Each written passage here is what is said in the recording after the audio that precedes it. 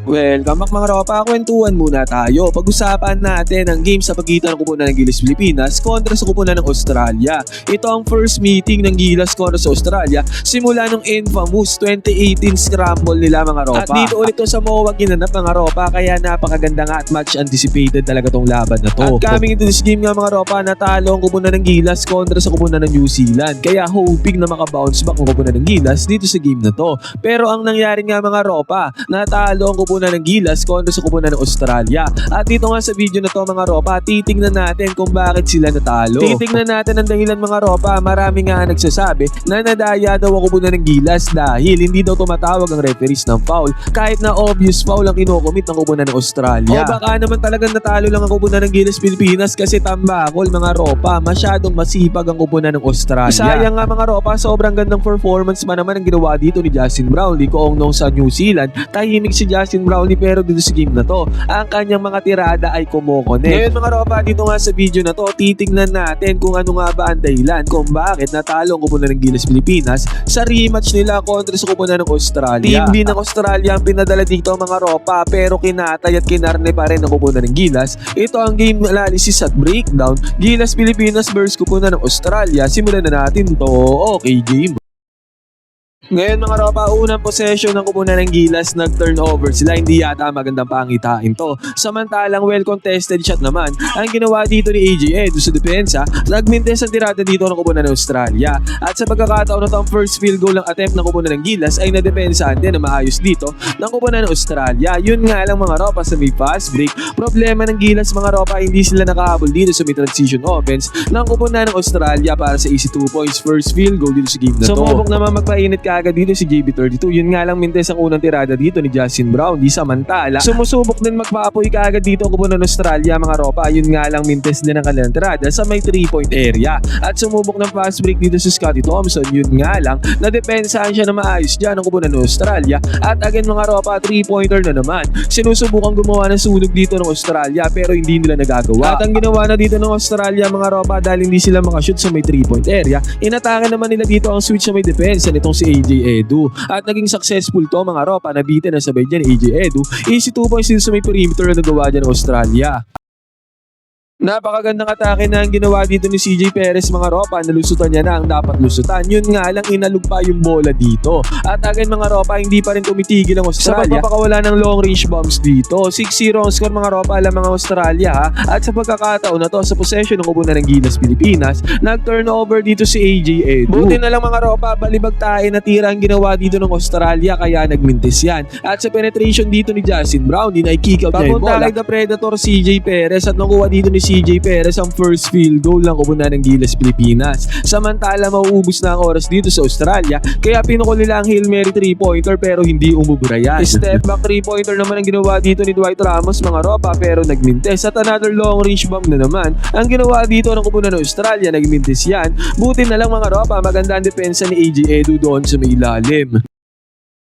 Na-open si Scotty Thompson sa may left side corner 3-pointer mga ropa. Tinignan ni Scotty Thompson yan. Yun nga lang, nagmintes ang tirada dyan ni Scotty. At nung nagkaroon ng open 3-pointer dito ang Australia, pumasok ang kanilang tirada. Buti nga mga ropa, heto na Justin Brownlee nakuha ang kanyang first field goal sa game na to. 3-pointer yan mga ropa, pero nung na-review, nakatapak pala sa linya, kaya 2 points na nagawa dyan ni JB32. Nakakuha naman na napakagandang depensa dito si Justin Brownlee mga ropa at nakapag-convert sila ng puntos dito sa katauhan ni QMB Bas Chris Good. Samantala, ang kupunan naman ng Australia, first attempt sa may 3-point area, nagmintes. Pero yung pangalawa mga ropa, wala nang kawala. Pick and roll gameplay dito ni Dwight Ramos mga ropa together with QMB. Successful pick and roll gameplay yan. Easy 2 points para kay QMB. Pero the first quarter na to, natapos sa score ng 14-12, lamang ng 2 points sa kupunan ng Australia. Gumamit ng off-ball screen dito ang kupunan ng Australia mga ropa, at sa off-ball screen na yan nagkaroon sila ng open 3-pointer at na-convert nila yan mga ropa. Samantalang ang kupunan ng Gilas Pilipinas, pinasok na dito si Carl Tamayo at nagpunta kaagad siya doon sa favorite niyang spot sa may poste mga ropa. Sayang nga lang hindi na-convert ni Carl Tamayo ang tirada niya dito. Magandang look na sana yan. Nagkaroon naman ng dalawang attempts dito ang kupunan ng Australia sa may 3-point area. Yung una nagmintes pero yung pangalawa mga ropa masaklap, pumasok para sa kupunan ng Australia. Buti na lamang mga ropa, Sa may transition nung nabigyan ng bola dito si Calvin Noctana, walang kabog-abog mga ropa, pumukol ng 3-pointer. Nakabawi ng 3-pointer dyan ang Gilas, courtesy of Calvin Noctana. Basket is good. Hand off ng kupunan ng Australia mga ropa, sabay penetration, napakagandang penetration niya, na-attract lahat ng defenders sa kupunan ng Gilas, sabay pasa doon sa may ilalim para sa easy 2 points. Basket is good. Samantalang si JB32 naman mga ropa, nagkaroon ng island dito, 1-on-1 lang. Perimeter jumper ang pinakawalan dito ni JB, pumasok. Magandang pangitain to mga ropa dahil ang mga tirada ni Justin Brownlee ay pumapasok. Sa pag-atake dito ng Australia mga ropa, si QMB ang nakaharap nila dyan at black ang tirada dyan ng kupunan ng Australia. At ang maganda nga dito mga ropa, kung na-double team dito si Justin Brownlee, hindi siya nag-aalinlangan na ipasa yung bola kay Dwight Ramos. Penetration ni Dwight, na-attract niya mga defenders dito ng Australia. Sabay balik kay Justin Brownlee na open na sa may 3-point area. Pumasok ang tirada ni JB32 mga ropa, mainit na si Justin Brownlee sa pagkakataon na to. Naging 24-21 ang score mga ropa, bumaba sa 3 puntos sa kalamangan ng Australia. Yun nga lang, pagkagamit nila ng off-ball screen dito sa may ibabaw, 3-pointer deep 3-pointer ang pinasok dito ng kupunan ng Australia. Samantalang nag-turnover naman dito si JB32. Nakapitalize sa Australia ang turnover na yan. Fast break point sila dito sa may kabila. Easy 2 points mga ropa, kaya sa isang iglap, naging 30-21 ang score, lumobo sa 9 points sa kalamangan ng Australia kalagitnaan ng second quarter. Nakakuha naman ng 2 points si Dwight Ramos after ng timeout mga ropa at pick and roll gameplay with JMF. Napaul naman siya dito ng mga kupunan ng Australia mga ropa. Dalawang free throws naman na napasok dito ni Junmar Pardo.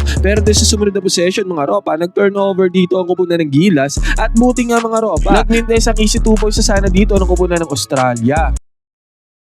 At eto mga ropa, sa may transition, walang kabog-abog na 3-pointer ang pinakawalan dito ni Justin Brownlee. Yun nga lang, nagbindes yan. At another turnover na naman ang kinumit dito ng kupunan ng Gilas. At sa pagkakataon na to mga ropa, ini-slam dunk na yan ng kupunan ng Australia. Sinigurado na nilang makapunto sila dito. At magka-kick out ng bola papunta kay Kevin Jambao. Nagmindes ang 3-pointer, nakuha ni JB32 ang bola. At siya na tumirada dito ng perimeter jumper, pumasok naman para kay Brownlee. Nakachani ng 2 points dito ang kupunan ng Australia mga ropa, pero back-to-back 3-pointer naman ang ginawa dito ni Dwight Ramos at Kevin Jambao. Ayun nga lang mga ropa, sumagot din ang 2 points ulit dito ang kupunan ng Australia. Tinapos naman ang kupunan ng Australia ang second quarter na to sa kanilang super layup. 38-33 na tapos sa second quarter mga ropa. Dikitan pa din naman ang laban, 5 points lang alamang dito ng Australia.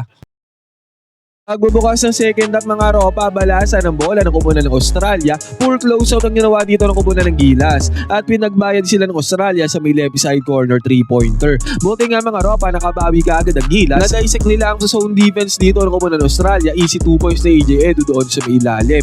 Yun nga lang sa pagkakataon na to, gumamit ng screen action ng kupunan ng Australia hanggang sa maging 1-on-1 na lang against kay CJ Perez. Nakasagot sila sa tirada ng kupunan ng Gilas. At sa pagkakataon na to mga ropa, grabe si Justin Brownlee. Napakaganda ng nilaro niya dito mga ropa. Kung doon sa New Zealand hindi siya makapuntos, dito sa Australia mga ropa, binuhos niya ang lahat ng kanyang puntos. At eto mga ropa, nag-attempt ng tirada dito ang kupunan ng Australia. Yun nga lang, nagmintis yan. At eto ang naging problema ng Gilas mga ropa, na nakapitalize sa kupunan ng Australia. Ito mga gantong offensive rebounds mga ropa, second chance points katulad nito. Nagkaroon pa ng alley-oop play ang kupunan ng Australia galing sa kanilang mintes na tirada. Easy 2 points yan mga ropa. Kaya sa pagkakataon na to, naging 47-38 ang score. Lobo na sa 9 points sa kalamangan ng Australia. Si JB32 mga ropa, nakapokus ang depensa ng Australia sa kanya. Ngayon, nagkaroon tuloy ng magandang base si JB32 papunta kay AJ Edu para sa easy 2 points. At eto na yung nirereklamo ng mga fans mga ropa, kitang-kita natin dyan. Naswipe dito si Justin Brownlee. Pero walang tinawag na pito dyan ng referees mga ropa. Masyadong makapalang tawagan dito sa game na to mga ropa, hindi manipis. Hinahayaan lang nila yung mga ganyang senaryo. Nagkaroon ng another attempt si JB32 dito sa may right side corner 3-pointer pero hindi na nakuha yan ni Justin Brownlee. At sa pagkakataon na to, na-attract talaga ng kupunan ng Australia. Yung head defense sa kupunan ng Gilas mga ropa, talaga nagre-react sila pagka may umatake sa kupunan ng Australia, kaya nagkakaroon ng kick-out play. At sa mga kick-out plays na yan mga ropa, ay nakakapuntos dito kupunan ng Australia, another 3-pointer na naman. Sumubok bumawi dito si CJ Perez mga ropa, yun nga lang mintes ang tirada niya sa may long range bomb na nakapitalize naman niya ng kupunan ng Australia dito sa may fast break. At samantala dumobble team ang kupunan ng Australia sa may ibabaw. Magandang cut naman ang ginawa ni Justin Brownlee mga ropa, perimeter jumper. Sobrang efficient nga ni JB32 dito sa game na to. Gumamit ng screen action ng kupunan ng Australia sa may ibabaw mga ropa, na atake nila ang drop defense sa kupunan ng Gilas sa may ibabaw, kaya 3-pointer ang binayad dito ng kupunan ng Gilas. At sa pagkakataon na to, naka-steal itong si Dwight Dwight Ramos. Yun nga lang pag-atake niya dito mga ropa, yan na naman. May tawag sana dyan mga ropa, may foul sana, pero hindi yan pinito ng referees. Kaya nagagalit dito yung mga Gilas Filipinas fans na nanonood dito sa arena na obvious daw yung foul, pero hindi pumipito yung mga referees. At sa possession pa ng kupunan ng Australia mga ropa, heto nag-attempt sila dito ng tirada, pero again Mendez yan. Pero again nga ulit mga ropa, grabe ang hassle at effort na pinut up dito ng kupunan ng Australia para makuha nila yung mga offensive rebounds. At sa offensive rebound pa yan mga ropa, second chance points, 3-pointer na naman binato dito ng kupunan ng Australia at pumasok na naman ang tirada dito ng kupunan ng Australia mga ropa. Hindi naman natin masasabi na matatangkad ang players sa Australia dahil magkakasing laki lang naman sila halos sa kupunan ng Gilas Pilipinas, pero nadadaig talaga ang Gilas sa sipag mga ropa, kaya lumobo na sa 15 points sa kalamangan dito ng Australia. 61-46 ang score. Buti na lang mga ropa, after ng timeout nakakuha ng perimeter jumper dito itong si Chris Newsom mga ropa.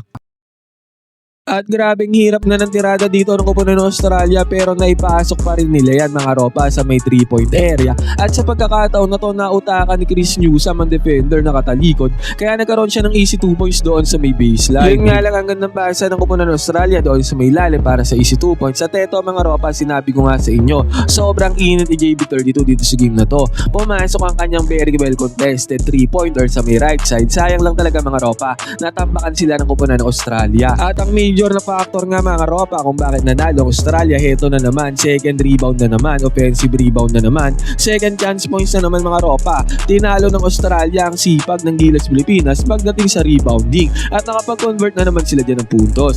68-53 natapos ang third quarter mga ropa, at sa may fourth quarter hindi na nagawang umabol ang kupunan ng Gilas Pilipinas.